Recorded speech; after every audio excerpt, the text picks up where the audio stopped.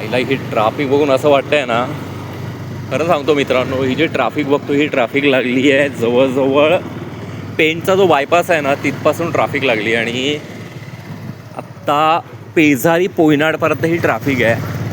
कमीत कमी 5 ते 7 किलोमीटरच्या वरती ट्राफिक. आणि अशी जाम आहे की लोकांनी 2-2, 3-3 लाईनमध्ये पॅक केलं आहे. असे जे 26 जानेवारी अशा लगातारच्या सुट्ट्या येतात ना, लाँग विकेंड बोलतो ना मित्रांनो, खरं सांगतो घरामध्ये आराम करा, पण लाँग विकेंडला डोक्याला शॉट लावायला बाहेर पडू नका अजिबात.